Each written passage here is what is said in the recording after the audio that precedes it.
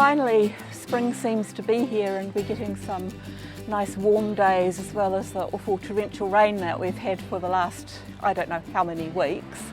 And so we're now able to build up our veggie garden with lots of compost that's been maturing over the winter. And I've got a whole tray full of seedlings that we're going to put in. It's still cool enough to put in some winter type vegetables, so I've got brassicas here, I've got a selection of kale, cauliflower, broccoli. I've also got kohlrabi, which we're growing for the first time this year, and I'm also putting in some dwarf peas. As well as that, I've got the good old staples that you can grow pretty well all year round on 𝗴𝗿𝗱𝗲𝗀𝗏. So I've got a selection of lettuces, I've got beetroot and spinach and silver beet.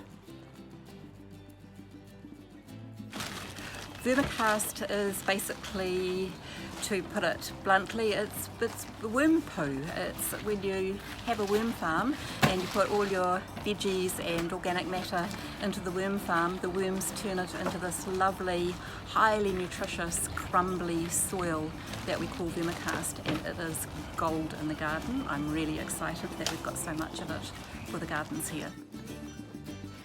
Kaylee is busy harvesting the 𝗵𝗿𝗱𝗱𝗀𝗃 from our hungry bin, which is like a big scale worm farm that takes scraps from the kitchen and the sustainability centre.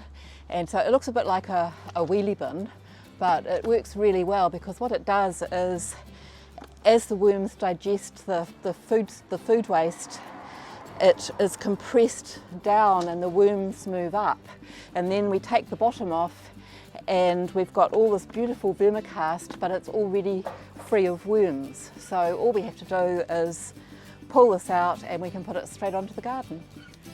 For this garden, I'm mainly focusing on still planting leafy greens, but if you've got the room, you might like to consider putting in 𝗂𝗃𝗃. It's time to start planting 𝗂𝗃𝗃 now. And of course there's always carrots, which can be planted just about any time of the year because we don't get much frost on the island. And it's also not too late to put in some onions.